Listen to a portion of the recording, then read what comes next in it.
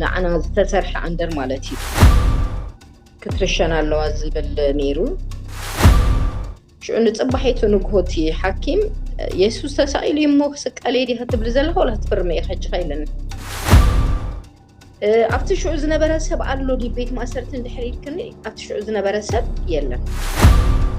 ካበይ ናይ መንፈስ ምዃን ኩሉ ኣይትፈልጡን ኤርትራ ንነቢያት ናይ ዘመን ዝፈቲናቶም እዩ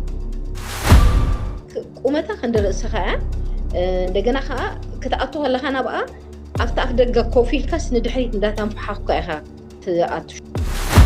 ብዛዕባ ኢሳያስ ብዛዕባ መራሕቲ ኤርትራ ኢሎም ዝንበይዎ ትንቢታት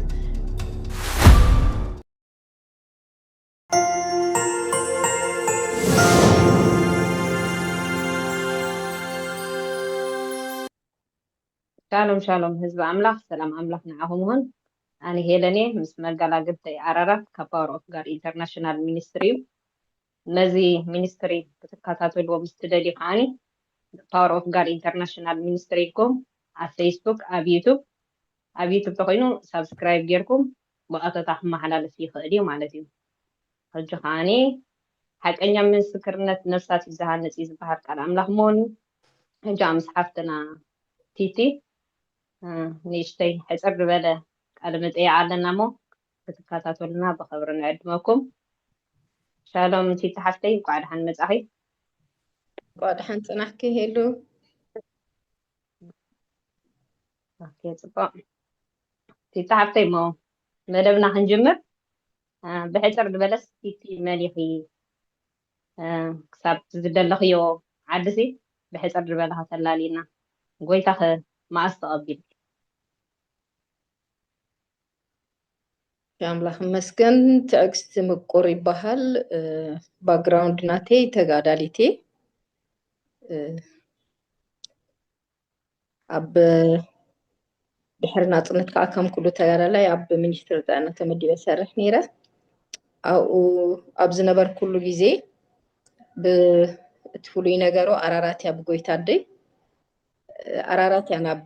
ጎይታ ክመፅእ ዝመስከረትለይ ቅድሚ ኣራራት ናብ ጎይታ ምምፃኣን ንዓይ ምስካርን ግን የጠቐስኮ ካልቢ ዘየደል ንፍታሌም ዝበሃል ልሓው ሕጂ እውን ኣብዚ ዩጋንዳ እዩ ዘሎ 2 ዓመትን 6 ወርሕን እዩ ፀሊለይ ብዛዕባ ጎይታ ወላ ሓደ ኣፍልጦ ኣይነበረንን ብከምዚ መንገዲ መወዳእታ ድማ ኣራራት ኮይና ማለት እዩ 2 ዓመትን 6 ወርሕን ዝፀለየለይ ሰብ ኩሉ ግዜ ብጣዕሚ እየ ዘድንቆ ብከምዚ ከዓ ናብ ጎይታ መፅአ ኦኬ ክብረና ኣምላኽ ፅቡቅ ሕጂ ግን ኣብያ ዘለኹ ኣብ ዩጋንዳ ሕጂ ኣብ ዩጋንዳ እየ ዘለኹ ኦኬ 3 ወርሒ ገይረ ኣለኹ ኣብ ዩጋንዳ ሕጂ እየ መፅአ ኦኬ ክብረና ኣምላኽ ፅቡቅ እግዚአብሔር ይመስገን ተሓፍተይ ከምዚ ኢልከ ኣብ ማእኸልና ብምርካብኪ ኣብ ፀጋይ ስብሓትና ኣምላኽ ይኹን ወገነይ ክሓተክ ክደልየ ዘለኹስ ኣብ ዝነበረና ፀሎት ኣብ ዝሓለፈ እዋን ብዛዕባ ሃገር ክትፅልይ ከለኽስ ብጣዕሚ ተመሲጥና ማለት እዩ ምክንያቱ ብዓበ ምስትውዓልን ድሕነት ህዝብን ብዛዕባ መራሕትን ትፅልይ ነርኪ እዚስ ከመይ ትርእዮ ከመይ ስለ ዝረኣኽዮ ሕፅር ዝበለ መግለፂ እንተትብኒ ክብርን ኣምላኽ ይኹን ኣነ ኤርትራዊት እየ ኣብ ኤርትራ ክውለድ ኤርትራዊት ክኸውን ዝገበረ እግዚኣብሔር እዩ ስለዚ ኣብ ኤርትራ ተወሊደ ኣብ ኤርትራ ዓብየ ኤርትራዊት እየ እዚ ብዛዕባ ሃገረይ መጀመርያ እግዚኣብሔር ብዛዕባ እታ ዝተወለድ ኩሉ ሃገር እዩ ዝሓተኒ ምክንያቱ ቃል ኣምላኽ እንታይ ይብለና ኣነ ሓረኽኩም እምበር ንስኻትኩም ኣይሓረኽኩምን ክትከዱን ፍረ ክትፈርዩን ፍሬኹም ከዓ ነባሪ ክኸውን ነቦ ብስመይ ዝለመንኩምዎ ዘበለ ምእንቲ ክበኩም ነዚ መደብኩኹም ኢሉ እዚ ጎይታ ንዓይ ክሓሪ ከሎ ኣብ ዘመነይ ብድሕረይ ስድራ ቤተይ ኣለዎ ዓሌተይ ኣሎ ከባቢየ ኣሎ ህዝቢ ኣሎ ከተማ ኣሎ ሃገር ኣሎ ካብ ኤርትራ እዩ ዝብገስ ኩሉ ነገረይ ሲ ካብ ኤርትራ እዩ ዝብገስ እዚ ብዛዕባ ኤርትራ እንታይ ዓይነት ኣረዳድኣ ኣለኒ ኢት ዝወስኖ በዚህ መንገድ በዚህ መንጽር ዝሪኦ ሃገር ክብሃል ከሎስ ኤርትራዊት አበይ ዜግነት ሕጂ ዜጋ ናይ ቲ ሰማያዊ ዜግነት አቦቶ ኮይኑ ኣብ ምድራዊ ዜግነተይ ኤርትራይ እግዚአብሔር ከዓ ኣብ ኤርትራ እዩ ፀዊዕኒ ዘሎ ኣብ ኤርትራ ጎይታ ተኣቢለ ኣብ ኤርትራ እዩ ከዓ እግዚአብሔር ነቲ ናይ ጎይታ መንገዲ ጀሚረ ስለዚ ብዛዕባ ሃገረይ መጀመርያ እግዚአብሔር ብዛዕባ እንታይ ይሓተኒ እንድሕር ኢለ ብዛዕባ ስድራ ቤተይ ይሓተኒ ብዛዕባ ህዝበይ ይሓተኒ ብዛዕባ ዛ ምድሪ ይሓተኒ ብዛዕባ እዚ ዝነብሮ ታ ዝነብረላ ሃገር ከዓ ይሓተኒ ካብ ሃገረይ ካብ ህዝበይ ካብ ስድራ ቤተይ ካብ ከባቢይ ዝጅምር ናይ እግዚአብሔር ሕቶ ብዛዕባ እቲ ቋንቋን ህዝቡን ዘይፈልጦ ኣይኮነን ዝሓተኒ ብዛዕባ እቲ ቋንቋን ህዝቡን ባህሉን ዝፈልጦ ዝተወለድ ኩሉ ዛዕባ ኩሉ መሰረት ናይ ምንባር ዝጀመር ኩሉ ኤርትራ ስለዝኾነ ብዛዕባ ኤርትራ እግዚአብሔርን ብዛዕባ እዩ ዝሓተኒ ኣነ በዚ መንፅረይን ወንጌል ዝሪኦ ስለዚ ንምንታይ ኣብዚ ሃገር እዚኣ ከም እግዚአብሔር ከም ክውለድ ከም ዝገበረ እሱ እዩ ዝፈልጥ እዚ ካብታ ዝደሓን ኩላ ጀሚሩ ግዜ ጀሚሩ ግን ብዛዕባ እዚ ህዝብን እዚ ሃገርን ግን ተሓታቲት እዩ ማለት እዩ በዚ መሰረት ብዛዕባ ሃገረይን ህዝበይን ብዛዕባ መራሕትን ብዛዕባ እቲ ኣብኡ ዘሎ ብዛዕባ እዚ ወለዶ እዚ ካብ ኤርትራ እዩ ዝጅምር ኣነ ክፅሊ ተኮይኑ ብዛዕባታ ጭንቃን ፀበባን መከራን ረሃዋን ፅቡቃን ሕማቃን ዝፈልጠላ ተወሊደ ዛዕባ ኩላ ሃገር ዝሓስብ ብዛዕባ መጀመርያ ድሕሪ ናብ ከም ቃል ኣምላኽ ናብ ዓለም ዝሓስብ ማለት እዩ ቃል ኣምላኽ ከምኡ ዝብለና ኣብ ጢሞቴዎስ ምዕራፍ 2 እንተሪእና በኣርሲ ስለኩሉ ሰብ ብኩሉ ኣምልኾን ምርዛንን ሓዲእና ብዘይሁከት ምእንቲ ክነብርሲ ስለ ነገስታትን ስለኩሎም መኳንንትን ልማኖም ብፀሎት ምህለናን ምስጋና ክግበር ቅድሚ ኩሉ ንዕዳ ኣለኹ እናበለ ስላ ዝዛረበና ወደ ቃል ኣምላኻዊ ስርዓት እዩ ጌታ ይባርኽኪ ኣብዚኣ ሓንቲ ክውስኸልክሲ ብዛዕባ ኣብ ኤርትራ ኣብ ኤርትራ ክትነብር ከለኻ ብዙሕ ሰብ ኔጌቲቭ ዝኾነ ኣመለኻኽታት ኢኻ ማለት ተኣሲርካ ከምቲ ኮይንካ ብሰንኮም ዝብል ከምዚ ገይሮምካ ኣጋፊዖምካ ከምዚ ኮይኑ ኣነ ግን ከምኡ ኣይቅበሎኒ ንምንታይ እንድሕር ናይ ክርስትና ጎደና እዩ ካብ ፀልማት ኣብ ፀልማት ዘሎ ናይ ግድን እዩ በቲ ናይ ፀልማት መንገድታት ክምራሕን ብኦ ከመዛነድ ይኽእል እዩ ስለዚ እስኻ ብርሃን እንድሕር ኣለካ እንተ ደኣ እቲ ብርሃን ኣባኻ በሪሁ ሃልዩ ብርሃን ኣብ ፀልማት የብርህ ፀልማት ከዓ ኣይሓዞን ስለዚ ሒዝካ ዘሎ እግዚአብሔር በቲ ክትሓልፎ ዘለካ ጎደና ክትሓልፍ ስለ ዘለካ ዳ እምበር እሳቶም እቲ ንምፅራር ምክንያት ኮይኖም ኣይኮን መሳርሒ ክኾኑ ክእል እዮም ግን ብዘይ ፍቃድ ኣምላኽ ፀጉሪ ርስኩም እኳ ኣይትወድቕን እያ ስለዝብል ብዘይ ናይ እግዚአብሔር ፍቃድ በቲ ጎደናት ክትሓልፍ ኣይትኽእልን እያ ስለዚ ኣነ ብዛዕባ ህዝበይ ብዛዕባ ሃገረይ ብዛዕባ መራሕተይ ብዛዕባ መራሕቲ ኤርትራ ዘለና ኣመለኻኽታት ምድሓን ምክንያቱ ቃል ኣምላኽ ከምኡ ኢሉ ኣሎ ከምዚ ክትብል እየ ዝፀናሕኪ ብዛዕባ ነገስታት ብዛዕባ ህዝቢ ብዛዕባ ሹማምትን መኳንንትን ሲ ሃዲካ ብርዝነት ምንታ ክትነብር ፀሊይ ኢልካ ኣሎ ሃዲካ ክትነብር እንተ ሃገር ምፈውሲ ክኾነላ ተኮይኑ እቲ ምንጭ ኣባኻ እዩ ዘሎ ማለት እዩ ኣብቶም ሰይጣን ዝጥቀመሎም ዘለዉ ሰባት ደይኮነስ ኣብቲ ኣባኻ እዩ ስለዚ እስኻ እንተ ደኣ እቲ ዝግባእካ እንተ ቃል ኣምላኽ እንተ ደኣ ሃይድካ ሓይሊ ሰይጣን ኣይኮነን ነቲ ሃገር በርቲዕዋ ድኻም ኣማኒ እዩ እየ ዝብል ድኻምና እንተዘይኮይኑ ሓይላት ፀላኢ ኣይኮነን ስለዚ ኣነ ነዚኦም መራሕተይ ብጣዕሚ እየ ዘፍቅሮም ስልዮም ከዓ ብጣዕሚ እየ ዝፅሊ ብዛዕባ ተጋደልቲ ኔጌቲቭ ዝኾነ ኣመለኻኽታት ዘለዎም ኣመንቲ ክሰምዕ ከለኹ ብጣዕሚ እየ ድሓዝን ንምንታይ እንድሕር ኢልና ንሕና ኣነ ብዙሕ ግዜ ከምኡ ስለ ዘጋጥመኒ ኣነ እውን እኮ ተጋዳሊት ይብሎ መስኸዳ ተቐይርክ እንዲህ እሶም ከዓ ክቕየሩ እዮም ንዓይ ዝቐየረ ኣምላኽ ንዓታቶም ከዓ ክቕይር እዩ ንኣነ ካብ ፀልማት ካብ ትግብ ዝበለ ፀልማት እኳ ደኣ ካብ ብዙሕ ልማዳትን ዓመላትን እግዚአብሔር ከውፃእኒ ከሎስ ብርእሱ ተኣማሚን እዩ እምበረ ኣነ ፅቡቅ ነገር ስለ ዝረኸበለይ ኣይኮነን እግዚአብሔር ግን እቲ ናይ ፅቡቅ ምንጭ እሱ ስለዝኾነ ሓፂቡ ዕርቃንካ ክናን ዘይነበረካ ከዲኑ ኣፀቢቑ ኣወቂቡ እዩ እግዚአብሔር እንታይ ዝገብር ንሰብ ሰሪሑ ካልኣይ ዕድል ዝህቦ ስለዚ እቲ ኣነ ዝረኸብክዎ ምድሓን أباي استجبر مدحن أباتاتو من هياو سلازخون أسو سلازخون تمنجدي بزعبا تجادلتي بزعبا زخون يخون سب أما لخافتا كعرى يزدلي ناتي مرقت أجن سلا هزبي سلا منجستي سلا تامدري سلا زوالدو أزيو بتعمل استنكفن نجاري كاوس تبجس خاب زرخة كو زتلي سب ترهيبة أسيو تقولتي أسيو عرستي أسيو حتوي زي بيركمل سلا يزدلي نجار كأزيو واو عمي كبرنا أملاكون زي جرب تسعفتي ما هنقصلا أوكي تسعفتي هو بيت ماس أبزي تربنا تنحتي تأثيرا نيرتي بحيث أرد بلس هو بيت ما سرتس كم يمس نيرو نخلي عمل ساكر كتأثير دي عشرتها مش أبقى عشر شدوش عملت نديو كوينو مهني أتكلت شحن شدوش تأثيره بمنقول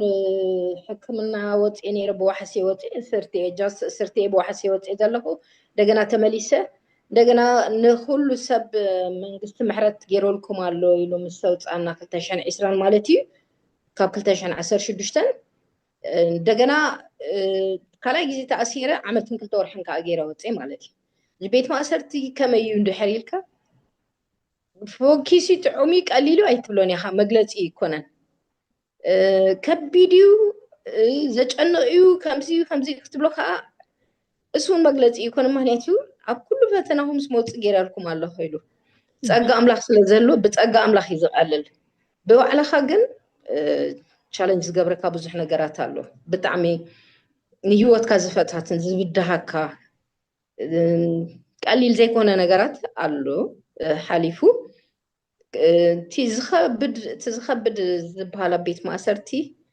أوشت أخا أبنا حد كايو مش تزي كوينوس تبدأ زمتبعاتهم زمت تقبلوا يا خمالت مجمرة نتي تسأليها نتي زمت نتسألي أجندة حتى فرصة خيلها كنت سيمسوم زبالة إسخاتكم دا أمبر دحان ليشت أموين زبالو قرب كبدتن نتخونتات زخبدوسي تعوشت أنا زنبرة خاهو قرب تبيدي قبرونة بيت ماسرتي ما صحفت فيديو نيرو تبديو حد نقر كده تتعطل ناس هلا قرب نمفلح خفت تبيد نيرو خبلو زبلوسي أب وعاء أب معتر تي بيت ماسرتي زنبرنا يموتي وعاء مالت معتر مالت بعلو تبهري نخونتات زخبدون اتناي بحر حتو تشالنج زقبركا من قدتاتي نمنتاي أب مجمري أب وعا زنبرنالو أندر ينيروت نحنا زنبرنايو نعنا تسرح أندر مالتي تي زنبرناي بوتا كلاي كبيد مواتيو وعا زنبرنسا ويدما باطع زفلت سب كردو يخليت موات أب كم زبالة بوتا تناي ماطعتي تقدفو دي خا أي قدفوني كابور حسرتنا ومسكناسي كنقدفو تزاريبنا حرتي سقاب ورح ربعتها قوت راهيبنا مالتي أو تصنحنا حلافي ورح ربعتها ماطعت هاي تجمرها له حسيبكن كتكدا قليل الزراريبنا كابتن سالسن شو بيشتن سواتينا نيرنا شو كابانا كريمو خيد زلالي سواي نبران حر كم تزبلو ورح ربعتها فرق مسكونت برتو حارور مسجمرة ماتيو أبقى ترى متى إلا هو حجي حسيب كن كتبنا تسفاي قبر تري الله هذا كلمة قال لي شو بس تتابعي نبرن بتعم تقطع مالتي كأني زنبر هنا تتني مقطعتي بفلاي أنا تي تقدرت مخاني تنت هنا تاتي زكابد نتي بني بيت ما صرت هنا تاسي زكابدو نقرنير كترشنا اللواز بالنيرو ولو نتحتو دايركت خمس حتى كله وقات عملير مالتي أملاك سنو تمسجن يكون نجرجن نزخلو مسمى قاد ماي أنا ما عالتسي حنت تاني كا تفك أدل كمالتي شمون تميتي ML أجي أفتي برتو حارور challenges جبركا ولون ድሕሪ ወርሕን ገለን ዝኸውን ምስ ገበርና ብተ ዚንጎ እዩ እቲ ዚንጎ ንባዕሉ ናቱ ረስን ኣለዎ ክትገልፆ ፎርኖ ክትብሎ ትኽእል ኢኻ ብፎርኖ ክትገልፆ ትኽእል ኢኻ ምክንያቱ ክዳን የብልናን ክሹፍቲ ዓጢቕና ብራቴል ማልያ ጌርና ከለና ኢና ተወሲድና ካልአይቲ ነይራትኒ እጂ እቲ ዝተወሰድናዮ ቦታ ብጣዕሚ ክትገልፆ ዘይትኽእል ደቦቕቦቕ ዝበለ ሓመዲቲ ውሽጢ ጉሓፍ ኣቑሑት ዝእክብሉ ናታቶም እዩ ድሕር ኣብታ ገዛ ዝነበረ ኩነታት ግን ብጣዕሚ በዳህ ዝኾነ ሓደ መዓልቲ ዲሃይድሬት ኮይና ኣነ ካብ ዘይምቁራፅ ረሃፅሲ ዲሃይድሬት ዝኾን ኩሉ ግዜ ነይሩ ሽዑ ሕክምና ወሲዶሙኒ ዳርጋ ናብ ከምዚ ከለዋት መጥፎ ዓይነት ክስታይ ኮይነ ሕክምና ወሲዶሙኒ ንፅባሒቱ ከዓ ኤምፒአርኤስ ገለገለ ተገይሩለይ መቸስ ዳሓን ኮይነ ኦሬዲ ናይ ማይ ኮልቦዲስተሎ እዩ ነይሩ ትሽግር ሽዑ ንፅባሒቱ ንግሆቲ ሓኪም የሱስ ተሳኢሉ እሞ ክስቀለይ ዲኻ ትብል ዘለኻ ወላ ትፍርመ ኢኻ ሕጂ ኸኢለኒ ኣይፍርምን ملاسوا إلهم شعو مش داشنت بتسح خمت قليلة أيتخدني خنداشنت إلى مخنيتو أفتازين قد حرقتي خمشتي خا داشنت زبها لي لأن أفت مساعة خاصي أفتنا ما نيما تعيد بوتها ملومة عالتي أخديت وات مشت كبابي ساعات كم دليتهم ساعات شعات يكون ساعات عسرت يكون ولا فرق ليتي يكون أبزمت صخام مالتي أجي كم بس لازم هنا أنا داشنت بتحي كأتو كنبت بوتها ملسي ليه فعادني يكون مالتي قال بزخلونك زبير عبي كما ينيرون دحرة تي ولا تهوه تناي كلمة كنتات ولا تححزوا ما نتأفي بالكان يار كداني بالكان ما يدستيلن مقبيت زمت أكافادوس المشتن ناي أسورات عدسي تبان العلو كله تبانها أنا محجات كحسب الله يجعل حساب حسب ولا تذكري زح أني قديت له ودعكري تودعكر كا أنت يتشجر لي بتودي أي بلد أن تراجل كم من زناقات أي حج مسحيبنا مسكده أربعة قدامه أربعة معلت تعالى لما جوز بهلا يبلعنا بلس تقدمت معلت تحتتنا لا ويكترشنا ويكتفر مسألة زنبرك كنرشان إلنا وسينينا كاب حج كنرشان كتوعنا يميل ناس نتقابلين أنا مرشان مالتي حج أبزوان الزيك أربعة قدامه معلت تعالى لا أي تعمنا ينتي مجبي زبلعونا يكونن دحر أربعة معلتي يوسف هذا زمت أمشتي يوسدو مش زمت أن صباحت فادوس يدفعه دحر أربعة معلتي تزن أنا زكاتات الزنبر حالات أستوعب له جد يمثلوا نايم بعد ما زجبرنا يمثلوا دحر نايم بعد ما زجبرنا سلز مثل أنت سلز خون كان يتبلعن ما يسلا زي بلعنا نسيتيو سلا زي إلا كامل عزيمة بلا عشان نايم شو أسهم بيدوت مو مايكي أي فكرة كنني مايك أبزين لعلك كتوهبا أي تفقدر كنني لنا بقى أما نحنا خامل بلا يترفنا إلنا شو تحرك يدو كاليت تاني كأبتي بقى اسكب بالعستة بجهن قال يلو كاليت تاني كايبنا وليت جيت خاليت تاني كونتي عن تاني كاست هي لها خاليت ولا جري كان انتزخون زعق بكا يكونن مخنيتو بالزيمة أنا ها ترهج مو زي سمو يبارخ نتي دحر أربعة معلت جن أنت تبلا نتي عم سايزنا ورات حفتي تي تفوسموت زبالة له إسكا نزي بانسي نفتن وقلت بلاني بعيد أي فتاني خصبر شعو من العيا أمتينا خفتي أفت جزازنا برا نجيفنا هج كونتامينيشن قلا زبالة لاني لحالتين نداس أنا بأمن قد كيتنا هنا سيرنا هنا تبانس بأمني خاطر كيت كات سبب زيتات قربتي بزح لبها زحزو يكون مهنيتو بزيبير لبنا حيزوان يل لعل كل ما نتبوتاتي زجر من زدنقن يزيبير اللون نتنيرو يتلقي نسطحو طرح نفسنا نوعل يتلقي تساعد انا يكشف تزينغو سلازند دناونو تماليا يتلقي تزينغو سلازند دكا طرحكا بزح تصنحيت مرصنيخا ግን ከም እንዳበልካ ትረባረብ ካ ትውዕል ትጠልቂ ትሰጥሓ ትነቅጽ መሊሳ ትጠልቂ منصف يبلنا المدقس يبلنا نبزح مدينة نوعل نحضر بس خمس نخلت ورحينا خمس ولا بوتا جينا ما تكسب شو ورح شو دشت موداتا ملخص يبارك جن أنت ينرفلوا النت نيك زي بين نجارك ساعات حمشته 4 قالن كون كله تصلت نجمر فولو نيك زي بين كبري عتبوتا زلكا تأثيرنا هم زلنا عين حسب ولا كي تزاربا خان تبالنا كمان عين ذكرونينا أو ويلنا إن عند زمرنا نتصلي فولي نيك زبير الله نزلوا تصلتينا هانتصلنينا تيت قبر الله هنك أسوال قال ما لزبليلا إنه زبير نقول نتدمت على يكوت زي قبره زقرم نيك زبير كبزرع خلا بوتا دمعه ما كرات رايزي كونس نيك زبير الله نتلعلو كله زستمع كله يزينيرو مالتي يقرم يتي تحفه ناب ويعد مليت كني أو ندي نيره أنا بقولت يكون كن نيره شعو جن بركي مسكرنت نايب حكي نير بتاعم يهم بخبي تحلفا نير تزاربو اللي ترايت عمن بقى عرفتي هو تتي الدنا ورثة ترايز فضة مربحك قال لي لا يكون هو ويعه أملاح سي كبرنا أملاح كون كاولو تساك أملاح آمين آمين أزي دسزبل نياتو دسزبلك هانا إجزابير ጸጋ ይብዛሓልካ ነቲ ክትሓልፎ ዝግባእካ ይሳግረካ ስሙ ይኽበር ኣሜን እግዚኣብሔር ስእሙን እንቋዕ ፀዋዕና እንቋዕ ሃኣና ትኾንና ኣብዚ ሕጂ እዋን ብምንታይ ተገልግል ኣለኻ ቲቲ ኣብዚ ሕጂ እዋን ንባዕለይ እየ ዝግልገል ዘለኹ ምክንያቱ ሕጂ ሪካቨር ዝገብረሉ ገጽ እግዚኣብሔር ዝደልየሉ ዝዳለወሉ ሰዓት እዩ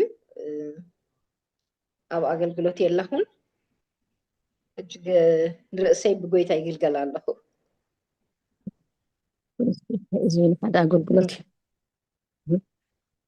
ማለት ንዘለኣለማውነት እናተፀዊዕና በብ ዘለናይ ከዓ ከነገልግል ሰናይ ፍቃድ እግዚኣብሔር ስለዚ ዝተገልግልዮ ዘለኺ ምናልባት ቀሊል ይመስል ይኾን ንዓኺ ጎይታ ይባርክካ ግን ንዓና ዓብዩ ስለዚ ፀጋ እዚ ከዓ ንእግዚኣብሔር ክብሪ ይኹኖ ኣሜን ተባረኺ ብጣዕሚ ኢና ንሕጎስ ጎይታ ስሙ ይኽበር ኣሜን ክብርን ኣምላኽኩም መቸም ጎይታ ብዙሕ ነገር ኣለዎ እቲ ሓፍቲ ኣባኺ ብከምዚ ስለዝሓለፍቲ እቲ ዝመፅእ ከመይ ይኸውን መቸም ክብርን ኣምላኽን ንጎይታ ኣዝኻ ተገልግል እያ ኣኺ ኣሜን እቲ ሓፍተይ ክንቀፅል እሞ ብከምዚ ናትክ ዝሓልፎ ይሕዋሲ እንታይ ተገበሩ እዩ እንታይ ተተገበረ ይሓይሽ ክትሓስቢ ምክንያቱስ ብዙሕ ብመከራ ዝሓልፉ ኣለዎ ከምዚ ናትከ ኦኬ መጀመሪያ ብጸሎት ነቶም ኣብ ቤት ማእሰርቲ ዘለዉ ሲ ከም መተኣሰርቶም ኮንኩም እዩ ዝብል ኣምላኽ ስሙ ይባረኽ ሕጂ ልክዕ ከምቲ እሳቶም ኣብኡ ምህላዎም ልክዕ ከምኡ ተሰሚዒካ ልክዕ ከምኡ እቲ ቃንዛ እቲ ናታቶም ሰኣይ ኣባኻ ከም ዘሎ እንዳሓሰብካ ምክንያቱ ብጸሎት ከተገልግሎ ትኽእል ኢኻ ንህዝቢ ኣምላኽ ብፋይናንስ ከተገልግሎ ትኽእል ኢኻ ኣብ ቤት ማእሰርቲ ሲ ሓደ ብፍላይ ሕጂ ንሕና ዊዓ ዝነበርናሉ ግዜ ምዕጥር ወላ ኣይፍቀድን እዩ ኣምላኽ ግን መእተዊ ኣይስእኒ እግዚኣብሔር ስሙ ይባረኽ ኣብ ከምዚ ነገራት ንህዝቢ ኣምላኽ ብምንታይ ኢኻ ተገልግሎ መጀመርያ ብጸሎት ዋጋ ክትከፍለሉ ክትጋደለሉ ምክንያቱ ምሕላል ኣሎ ተስፋ መቁራፅ ኣሎ ኣብ መንጎ ብዙሕ እዚ ዓይነቱ ክትዛረብሉ ዘይትደልዩ ብዙሕ መንገድታት ተሓልፍ ኢኻ እጂ ነቲ ኩሉ ነገር ግን መጀመርያ ብጸሎት ትጋደለሎም ድሕሪኡ ድማ እንድሕር ኣለካ ከዓ ብፋይናንስ ትሕግዝ በቲ ዘለካ ክትሕግዞም ትኽእል ኢኻ ኣነ ግን ሓደ ንህዝቢ ኣምላኽ ክላቦ ዝደሊ ወይ ሓደራ ክብሎ ዝደሊ ኣብዘ ዘለዎ ቦታ ኮይኑ ኣፉ እንተዝእክብ ምክንያቱ እቲ ብዛዕባ ኢሳያስ ብዛዕባ መራሕቲ ኤርትራ ኢሎም ዝንበይዎ ትንቢታት ብቐጥታ ነቲ ኣብኡ ዘሎ ሰብ ብቐጥታ ግዳይ እዩ ዝገብሮ ምክንያቱ ከምዚ እንዲኹም ትብሉ ሕጂ ነቲ ዕላማኻ ወላ እንታይ ይገብሮ እዩ ፅልዋ ይገብረሉ ውሽጣዊ እንድሕር ኣለካ ኮይኑ በይንኻ ግለፆ ብሜድያ ተመሓላልፎ ነገር ግን ብጣዕሚ نهزم أملاح ጭንቀት ይሃት ፈጥረው ነት ብፍላይ ካነት በቤት ማሰርት ዝሓልፍ ሰብ ተጋደደሉ ይኻዛል ለኻ ኣስኻ ኣብዝሓሸ ቦታ ሰፊርካ ብዛዕባ ታው ዘሎ ስርዓት ብዛዕባ ታው ዘሎ መንግስቲ ከምዚ ይገብሩ ና ብዘይ ፈቃድ ኣምላኽ ኣብኻ ዝበፅሕ መከ ነገር የለን ነቲ ንነገራት ዘሕፅሩልካ ጸሎት ይምበር ናትካ ምዝራብ ኣይኮነን ገሊኦም ነቲ መንግስቲ ዘቃልዑ ዘለዎ መሲሎም ነቲ ህዝቢ ኣምላኽ የጻበብሉ ከም ዘለዎ ኣይሓስቡን ዚታት እንተ ህዝቢ ኣምላኽ ነዚ ከምዚ ዓይነት ኣራዳድኣ እንተ ዘወግዶ ዝብል መጀመርያ ዋላ ካልእ ሓገዙ ደገፉ ዋላ ይትረፍ ብጸሎት ጥራሕ እንተ ተጋዳደልካ እቲ ዝዓበየ ነገር እዩ ምክንያቱ እቲ ብማስ ሚድያ ዝለቅዎ ይከታተልዎ ስለዝኾኑ ኔጌቲቭ ብዛዕባኦም ክግበር ከሎ ብዙሕ ኣብቲ ቤት ማእሰርቲ ዝመፅእ ጽልዋታት ኣሎ ጸቕጠሎ እቲ ኣብ ደገ ዘሎ ሰብ ከም ቃል ኣምላኹን ዝድግፎ ኣይኮነን እግዚኣብሔር ንሓላፈ ክንከስስ ኣይድግፈናን እዩ ንህዝቢ ክንከስስ ኣይድግፈናን እቲ ባይብል ከርኢኻ ክትገብሮ ዘለካ ጥራሕ ክትገብር እቲ ዝበለፀን ልቦና ዘለዎ ኣገልግሎት እዩ ኣፉ እንተኣከበቲ ኣብ ደገ ዘሎ ሰብ ኣዝዩ ንህዝቢ ኣምላኽ ከም ደገፍ ምተቆፀረ ነቲ ዘይተኣሰረ ኣብ መፈንጠራ ዘእቱ ነቲ ኣብ ቤት ማእሰርቲ ዘሎ መሊሱ ክገድድ መሊሱ ክፅንክር ዝገብር ኣብ ደገ ኮይኑ ዝዝረብ ዘረባታት ዝለቅዎ ብማስ ሚድያ ብጣዕሚ እዚ ነገር እዚ ክወግድዎ ይላቦም ጥራይ ዘይኮነስ ብምሕረት ኣምላኽ ልምኖም ንዓኻ ኣብዚ ኮይንካ ኣይበፅሓካኒ ነቲኡ ዘሎ ሰብ ግን ግዳይካ ትገብሮ ከምኡ ኢና ንብል ኣፎም እንተዝእክቡልና ኢና ንብል ብግልፂ ከምኡ ኢና ንብል ኣፎም እንተዝእክቡልና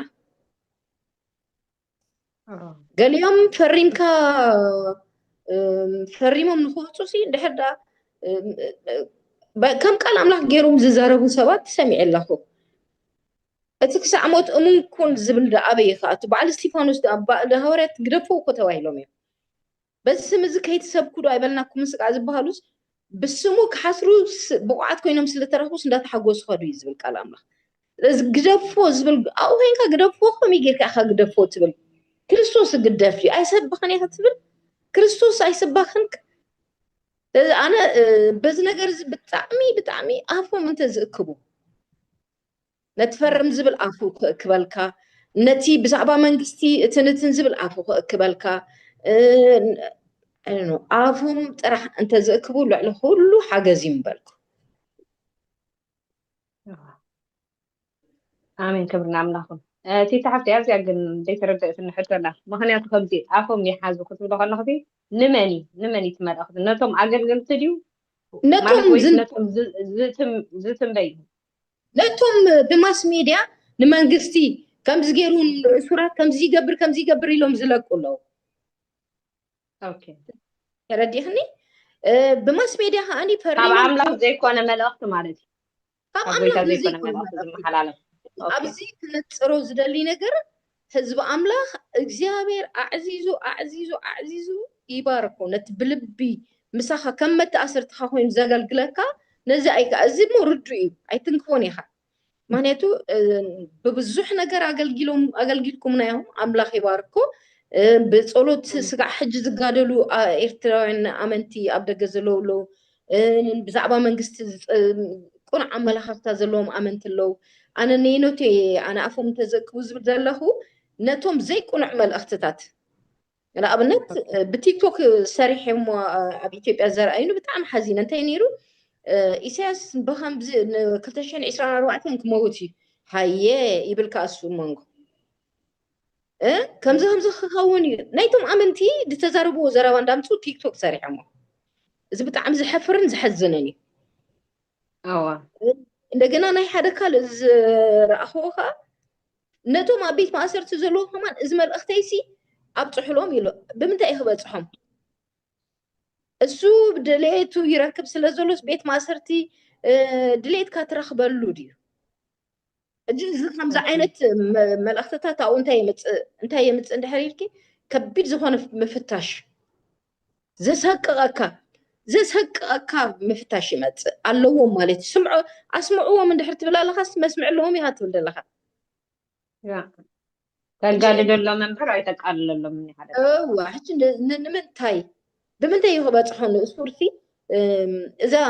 انا زما حلالفا زلهوس كتبصحهم كمانتهم اسوراسي انتي مالتي زحجي بمنتاي يخبصحوت اسور جيتي اخات بلدلخا انتي تم حلالفا لخا كبصحهم سددولو مس انتي اخات بلدلخا مالتي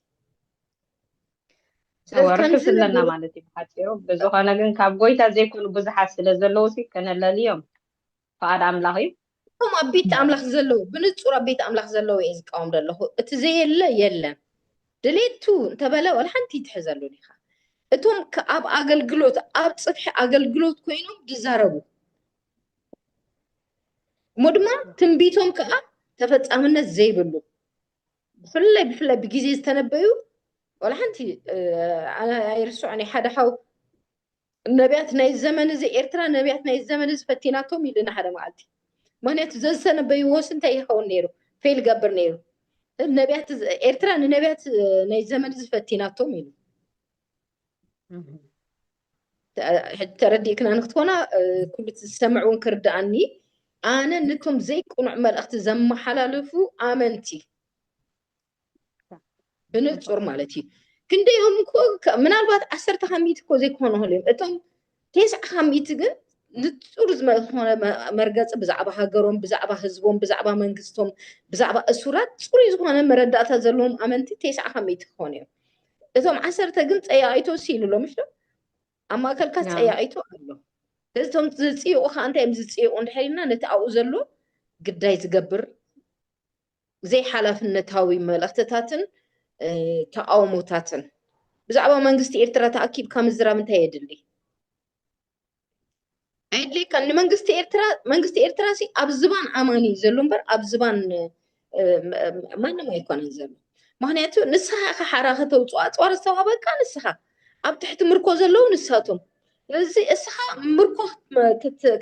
ነቲ ተማሪኹ ዘሎ ዋጋ ከፊልካ ከተምፅኦ ስለዘይ ከተውፅኦ ስለዘይ ካልካ ሰይጣን ተጠቀመሉ ኣሎ ስለዚ እስኻ ኣፅዋር ሒዝካ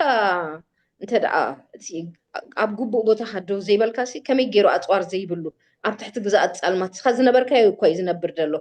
እዚ መጻኻይ መንገድ ትርስዖ ይግባአካኒ አለማ ወኸለኻስ ከመይ ዓይነት አመለኻኽታን ይርካ ኩላትና ንርድኦና ማለት ከመይ ዓይነት ተቃዋሚ ሰብ ነይርካ ስለዚ ልክ ከምቲ እስኻ ዝነበርካዮ ከምኡ እዮም ዘለው እስኻ ካብ ጸልማት ከም ዝወፅኻ እንድሕር ዳ ቃል ኣምላኽ ንህይወትካ ኣነፂሩ ኣርኢካ ነቶም ኣብ ጸልማት ዘለው ትድንግፀሎም እምበር ኣይትኹንኖምን ኢኻ ኣይትፈርዶም ኢኻ ብዛዕባኦም ክሲ ኣይትምስረተን ኢኻ ልዕሊ ኩሉኻ እግዚኣብሔር ዘይቅበሎ ክሲ ምዃኑ ኢኻ እቲ ኣማን ከቋፅሮ ዘሎ ምክንያቱ ሕነ ዝፈርድ እግዚኣብሔር እዩ ዝፈርድ እግዚኣብሔር እዩ ዝኹንን እግዚኣብሔር እዩ ምሕረት ዝገብርካ እግዚኣብሔር እዩ ምሕረት ረኺብካ ኢኻ ከማን ደው ኢልካ ዘለኻ እምበር ዝግባአካ ስለዝኾነ ኣይኮነን ምክንያቱ ኢየሱስ ክርስቶስ ነቶም بيمانهم بتصقامون تسائلهم زنبروت نتحدى تجيروا قتال نفسي يكونير بتوصدلو سقومتكو قتالي بزح ما ازغبره سلازنبره يتسائل ولا سو انت امينو تبلو خلي لقيتاسي نتحدث انتيلو نحنس ببدلنا ينايلو اذا كنت ولا حنت حما اوكي ترخبوني لسي مسكرالو نيرو شو غن انت لقيتا بمنግስት خمس تمص ذكرني حجيلو معناته يسوع كريستوس نعون زخموني تسائلو مزموتن حتى نتاتن مقد تقرب لهم كحامي وهلو نحاكين سحومات يمزداليو إلو أنا خاصنا حد يعني دالي يمتعيل فإذا أنت أنا ما كرسوس يخاخم تخيط لخا فإذا علامة اللكادي هو علامة اللي ندحرتو لكوين كعلامة خانتايو نفساتهم نكرسوس كاب زوفانو كاب سماي كم سب كوين نامدركو ورد زقبرو سبي بس خلو كبيت زوخانة ساين مكران زحلفو سبي زي بزعبا سب زلك أملاخاخته أنت يمثل እግዚአብሔር ብዛዕባ ሰብ ተምጻሉ ክስን ጥርዓንን ኣይቀበለካኒ ንገበርታ ዓመፃ ዝፈርድ እግዚአብሔር ክትፈርድ መሰለ ይብልካን እስኻ እንታይ ጥራሕ ይዘለካ እንድሕዳ بحق እግዚአብሔር ፈዊስካ ኮይኑ ተረዲካ ተዳ ኮይኑ ተኣዋኻ ዝተገበረ ምሕረት ከም በዓል ኣሮን ኢኻ ማእከል ሓዋእቲኻ ናይ ክህነት ኣገልግሎት ተገልግል كم بعد استيفانوس زقبر وايفلطون يمو محرت زقبرلهم تبل مخنياتو قويتانان مراحينانسي زقبرو وايفلطون يمي اندها ጨፍጨፍዎ እጡፍ እንዳበልዎ ካብ ክርስቶስ ዝዓቢ ዋጋ ዝኸፈለ ማንም ብምንም ከማን መግለጽ ክርከሙ ክወዳደረኑ ዝኽእል የለን ግን ኢየሱስ ዝገብርዎ አይፈልጡን እሞ ምሕረት ገበረሎም እዩ እጅግ ትዛረብን ከለኻ ከምቲ ጎይታ ካብ ሰማይ ሓው ከምቲ ኤልያስ ዝበሉ ካብ ሰማይ ሓው ወሪዱ በልዖም ዶ ከንብል ምስ በልዎስ እንታይ ዲልዎም ካበይናይ መንፈስ ምዃንኩም ዶ ኣይትፈልጡን እዩ ማለት መንፈስ ኢየሱስ ክርስቶስ እንታይ ዝገብር እዩ ምሕረት ዝገብር ንዓለም ብሓጢኣት ረቲዕና ከምቲ ንዓኻ ዘምፃካ ዘምፅእ ስለዚ ከምዚ እንተደኣ ምዃኑ በሪሂልካ ስኻውን ካብኡ እንተደኣ መፂኻ ኮንካ ስሊኦም ከዓ ከምኡ ዓይነት መረዳድኣ ክህልወና እዩ ዝደሊ ጎይታ አሜን ብጣዕሚ ፅቡቅ ስለዚ ነቲ ኣብ ኤርትራ ዘሎ ህዝቢ በቃ ጸሎት ጥራይ መፍትሄ እዩ ብርግፅ ከምቲ ዝሓልፎ ዘሎ መከራ ብጣዕሚ ስለታ ምድሪ ጸሎት ስለ ሃገር ጸሎት ካብ ርእስኻ እዩ ዝጅምርቲ ጸሎት ግን ፅሩይ ጸሎት ክትፅሊ ኣምላኽ ዝሰምዖ ጸሎት ክንፅሊ እንተደኣ ኮይኑ ካብ ርእስና እዩ ክጅምር ዘሎ ምክንያቱ ብዘይ ረኸሰ አንደበት ብዘይ ካብ ኩሉ ክፉ ነገር ብዝረሓቐ ከናፍር እንተፀሊና ኢና ጸሎትና ተሰማዕነት ዝህልዎ ኣድማዕ ከዓ ዝኸውን ኔጌቲቭ ዝኾነ ኣፅዋር ሒዝካ ኣብ ቦታ ጸሎት እንተመፂኻ ወላ ሓደ ትርጉም የብሉ እዚ መጀመርያ ስሊኦም ዘለና ኣመለኻኽታ ክፍወስ ኣለዎ ስለኻ ስለ ርእስኻ ፅሩይ ዝኾነ ማለት ቃል ኣምላኽ እንታይ እዩ ዘድሊ ተቐደሱ እዩ ዝብለካ ምስ ተፈለኻ ጥራይኻ ንኣምላኽ ዝኸውን ኣገልግሎት ተገልግል ብዝተሓናፈፀ ሂወትን ባህርን ንኣምላኽ ከተገልግሉ ኣይትኽእልን ኢኻ ስለዚ ካብ ርእስና ጀሚርና እንታይ እዩ ዘድልየና እንድሕሪና ነቲ ቁኑዕ ዝኾነ እግዚኣብሔር ዝሰምዖ ሂወትን ልማኖም ክህልወና መጀመርያ ስለ ርእስና ክንፅሊ ይግባአና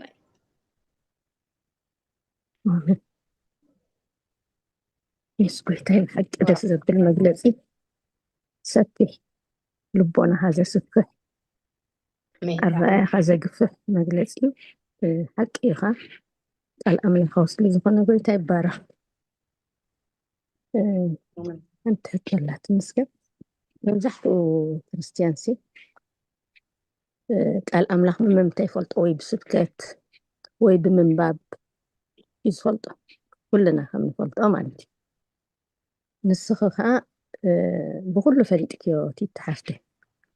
مالت سم أنت وانجلسي مكرات أجل إذا حسارة مكرها سئلو خير يكونن حسب زلوا يبقى كبرنا أملاح يكون حسب خب بزحيو آمين بوانجل مكرة محلافسي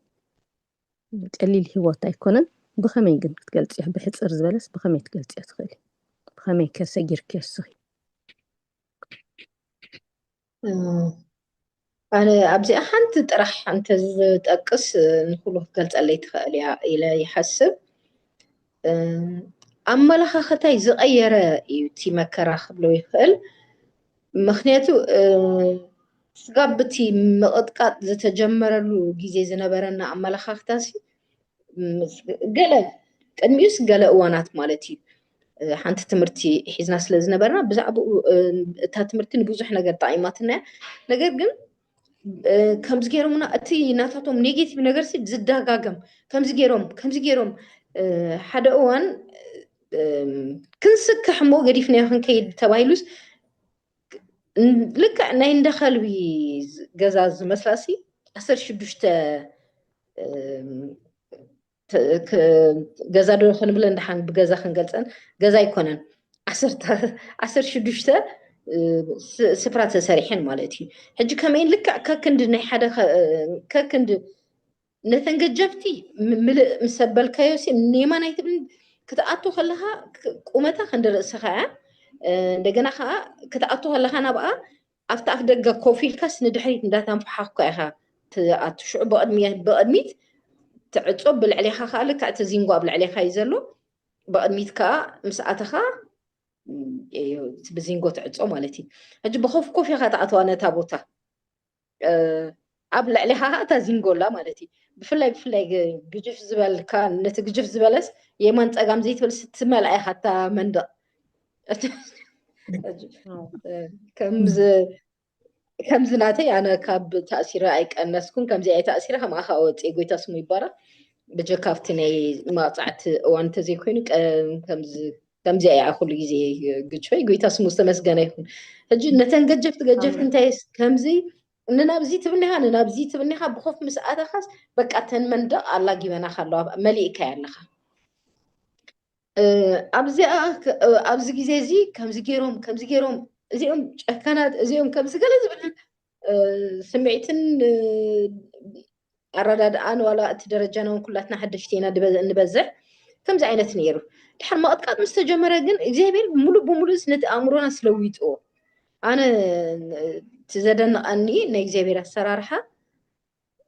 ተቐጥቂጥና ምስ ተቐጥቀጥና ስጋብ ሻውዓይ ወለዶኦም ምድሓን ክኸውን ኢና ጸሊናሉም ነቶም ዝቐጥቀጡና ሰባት በቃ እግዚኣብሔር ምሕረት ግበረሎም ምድሓን ይርከቡ ክሳዕ ሻውዓይ ወለዶና ይዞም ሰባት ምድሓን ይርከብ ኢልና ኢና ጸሊናሎም ዕድለኛታት እዮም ንዓና ዝቐጥቀጡ ሽዑ ምክንያቱ ብጣዕሚ ኢና ጸሊናሉ ኣብቲ ግዜ ንኩሎም እቶም ብኔጌቲቭ ኣተሓዛ ዝሕዙኻ ዘቐጥቀጡኻ ማይ ዝኸልኡኻ ምግቢ ዝኸልኡኻ ክዳን ዝኸልኡኻ መንፀፍ ዝኸልኡኻ ብፍቕሪ ከምዚ ኢልካ ክትፅልየሎም እዚ ምሕረት ኣምላኽ ኣባኻ ስለ ዝተቐመጠ ዘይኮይኑ ብናይ ሰብ ኣመላኻኽታ ብናይ ሰብ ዓቕሚ ኣይኮነን ብሓቂ ግን ናይ እግዚኣብሔር ህላውነት ንኩሉ ኣተሓሳስባና ለዊጡ ጎይታ ስሙ ዝተመስገነ ይኹን እዚ ፀጋ ኢልካ ጥራይ ተሓልፎ ዘይኮነስ ብዓብኡ ናይ እግዚኣብሔር ህላውነት ንኣእምሮና ቀይርዎ ጸሎትና ቀይርዎ ኣተሓሳስባና ቀይርዎ ምክንያቱ ዝኸብደና ዝነበረ ማይ ነይሩ ሕጂ ኣብኡ ኮይንና እንታይ ንደሊ ነርና ፍፁም ዝኾነ ናይ እግዚኣብሔር ነገር ንደሊ ነርና ድሓር ሓደ መዓልቲ እቲ ዝነበርና ዚንጎ ስለ ዝኾነ በታ ጎኒ ንሕና ዝነበርናላ ዳስ ነይራ ኣብኡ ሽጉርቲ ናቶም ነይሩ ማለት ናይቶም ኣባላት ናይቲ ኣብቲ ከባቢ ዝነበረ እቶም ኣብኡ ዝነበሩ ማዓስከር ማለት እዩ ሕጂ ኣብኡ ሓንቲ ሰራሕተኛ መመፅያ ሽጉርቲ ወሲዳ ትኸይድ ገለ እቲ ማይ ኣዝዩ ከቢድ ስለ ዝነበረ እቲ ናይ ማይ ፅምኣት ሓደ መዓልቲ ነታ ምሳይ ዝነበረት ነዚ ኣጓል ስማይ ኣምፀልና ክብላ እየ ኢለያ ዋይ ፅቡቅ ነይሩ ገለ ኢላትኒ ድሓር መንሽምኪ ምሽጉርቲ ተወስድ ምስ መፀት መንሽምኪ ኢላ ሽዑ በነቲ ዚንጎ ቀስ ገይረ ክሕዮ ከይሰምዑ ወሳቶም ኢለ ድሓር ሰንቢዳ ቁልሕሊሕለ ኣብዚ ዘለና እሱራት በጃ ክባ ማይ ድስተ ኣምፀልና ኢለያ ሽዑ ጎያ ኸይዳ ሰንቢዳ ከትከት ዝብል ማይ ዝሑልስ ብታኒካ ሒዛ መፅያ ሽዑ ቤን ከተእትዎ መእተው የለን ድሓር እንታይ ኢለያ ፅንሕ ኢልክ ሞ ተመለሲ በዚ ኩዒታዮ ክፀንሓኪ እየ ኢለያ ሽዑ ብታሕቲ ነቲ ዚንጎ ትሕቲ ዚንጎ ኩዒተ ናብኣ ከም ተራኽብ ገይረ ኩዒተ እያ ማለት እዩ በታ ናትና ታኒካ እንዳዓቀምኩ ታኒካ ተእቱ ናይ ተእቱ እንታ ጉድጓድ እንዳዓቀምኩ ብታሕቲ ዚንጎ ኩዒተ ነታ ታኒካ ትሓልፍ ማለት እዩ ድሓር ብኣይ ወገን እታ ታኒካ ትሓልፍ እያ በቲ ናታ ወገን ግን እታ ታኒካ ኣይትሓልፍን እያ ሽዑ ውይ በዚ ዳኣ ዘይትሓልፍ ገለ ኢላትኒ ድሓር ግን ጎያ ኸይዳ ናይ ማንጎ ናእሽቱ ናይ ማንጎ ክሳይ ቆራርዓ ሒዛ መፅያ ኣብኣ ገምጢላ ምስ ሃበትን ተሕልፍ ፅቡቅ መዓዝ ተሕልፋ ድሓር ሕሊፋታ እቲ ማይ ካብ ሰማይ ዝመፀ እምበር ካብ ምድሪ ዝመፀ ገለ ጌርና ኣይቆፀርናየ ምክንያቱ ነዲድና ኢና ብጣዕሚ ኢና ነዲድና እቲ ምንዳድ ከምዚ ኖርማል ትገልፆ ኣይኮነን ልክዕ ኣብ ፎርኖ ከም ዘለካ ኢኻ ሙቐት ማለት እዩ በታ ቆራዕራ ጌራ ብክልተ ግዜ ሰለስተ ግዜ ኣብኣ ገምጢላ ሂባትና ኣነ ሃብትያ ታኒካና ገምጢለ ይህባ ከምኣ ጌራ ክሳይ ጌራትና ማለት እዩ ድሓር ምስ ሰቲና ገለ በቃ ቆይ ከመይ ካልኣይ ሻዕ ንረኽበካ ዶ ንኸውን ከምዚ ጌርና ገለ እንዳበልና ምንችስ እንዳሰሓቕና ክስተይርና ሰቲና ድሓር ሓሲባ ታምሳይ ዝነበረት ስምዐኒ እንዶ ኢላትኒ እዚ ዝገበርናዮ ግን ቅንዕቲ ድያ ኢላትኒ ዋ እንታይ ኣለዋ እንታይ ሕጂ ንሕና ሰሪቕና ኢና ኢላትኒ ምንታይ ሓጢኣት እያ እዚኣ የለያ وحتى تجيبي تدريس بزا مع صديم سائلاتني حلو تصدقي حاسد لي هو يقال كذا وين بقى قبر نتن كعيته بخندي كتقعده ما نو بتعمي أمان دوز حوصل زخانة بخندي كسي مستي حمد تنبركك تخلو رهات كمليسو حمد أبرس زلنا مش دقاجو دو إنتي زل خير نتن حر تن حمد يتسكي من زابوتا قبر عبيدة تسي بقى نحن حتى كوينو نحن صدق دلينا بزخرتت ندورنا دامون متي بعلنا حتى نشمتينا دفينا نتا غدغد مالتي دحر سمونا بزي ملء جزي كن إذ كان فرناتا سي كاب مر ديهايدريت مهن تجأديدو تجأديدو دمي بقى زعزع دبل زي كنفرة شو انتي بلاني كيكي لازنها حدا نيرو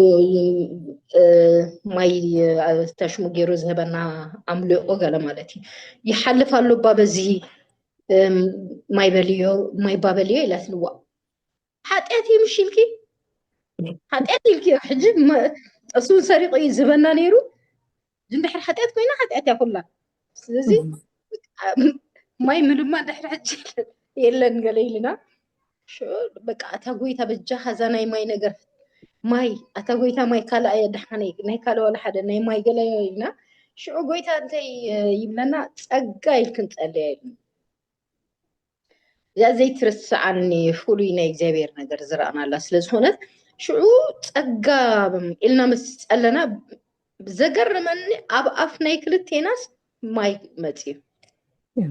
أفنا ملحسنا كودي هيدريت كنت تجاري دون عقلله شوس أفناس كلتيناس أفناس ماي تسايكوين شو أنا أفي ما يجري لي ولا ناتي أفي ما يكون شو ما تدرك أتتزنبرنا دي هيدريت مخان بتعمي بيتا شو فويسنا مالتي أملاك سمو يبارخ إجابة ببقوانو زتسأل كاسبالو بدحري هو حدا سبي متسمونا في تبوتا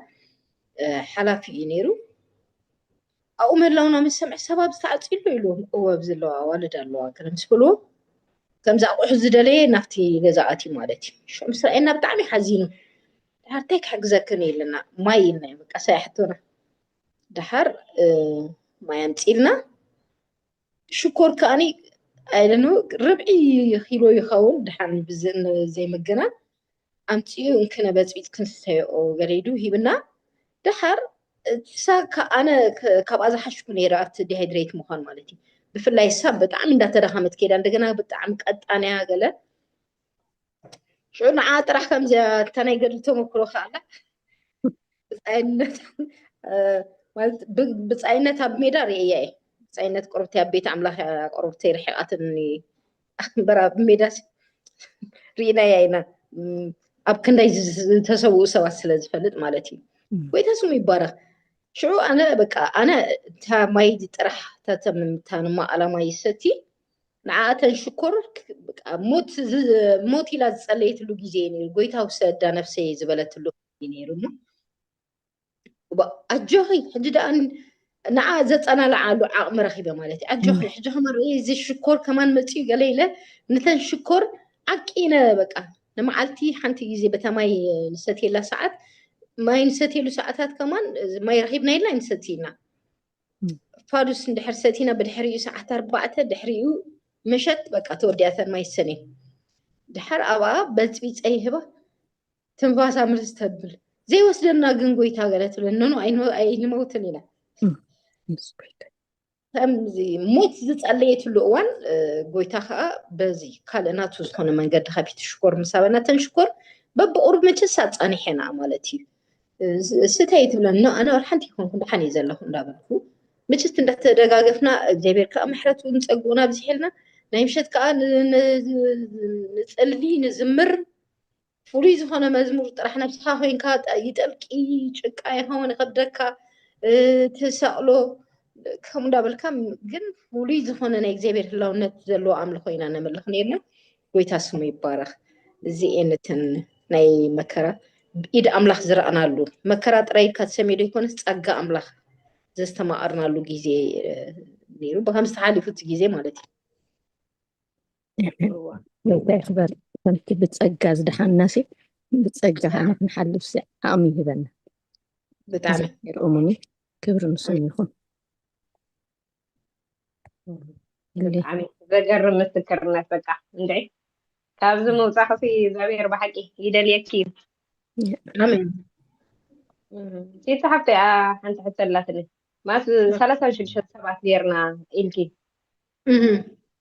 حجي كان حوات كما خلوتين ولا أبكم يكون تاتيه الواي هنا كما أمان مدن سي بزوح يتحدث حزبنا معلسي ولا عين هذا عيت كفة تنبر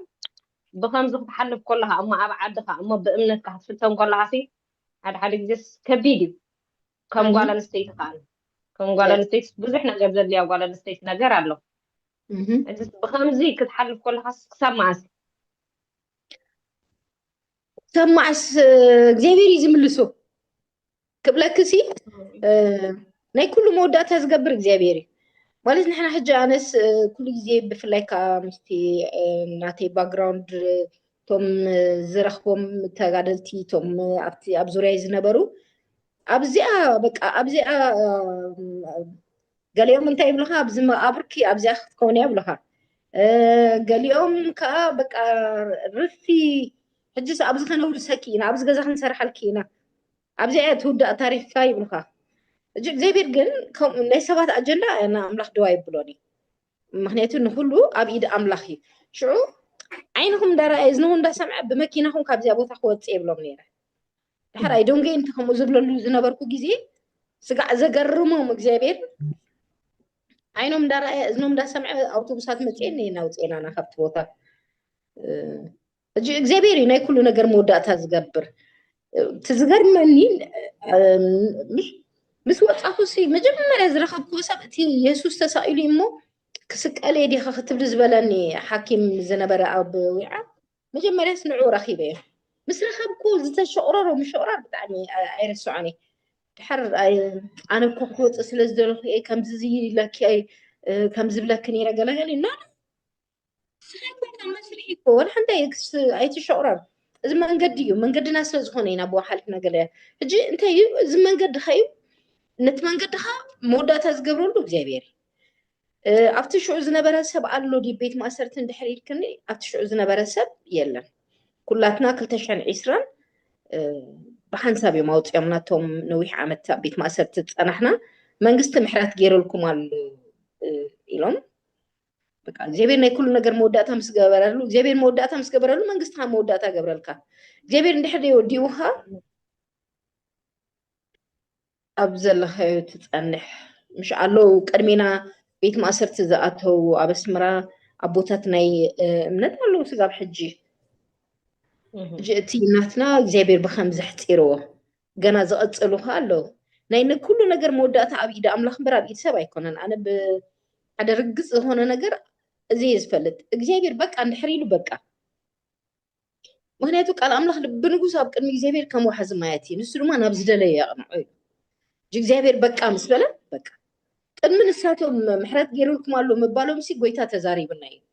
ክንወፅእ ምዃንና ብብዙሕ እዩ ተዛሪብና ብጣዕሚ ብብዙሕ እዚ እግዚአብሔር ምስ ወደኦ ኩሉ እዩ ዝውዳእ ምስ ጎይታይ ብጣዕሚ ደስ ዘብል እዩ ማለት ኣብ ምውዳእና ንክፍሊ የስ ጎይታይ በቲ ዝሃብትና መግለፂ ሲ ብጣዕሚ ተገሪምና ተመሲጥና ንዓና እውን ዓብ ኣብነት እዩ ንኩሉ ትሰማዕ እውን ኣዝዩ ዘባራትዕን ደው ዘብልን ኣብ ዕላምኡ ከዓ ስታን ዝገብር እዩ ሞ ተባረኸ ብሓቂ ኣሜን ብዝኾነ ሕጂ ምስ ግዜና ክንውድእ ኢና ኣብ ካልኣይ ግዜ ከዓ ክሳብ ንራኸብ ሰላም ይቐኒየና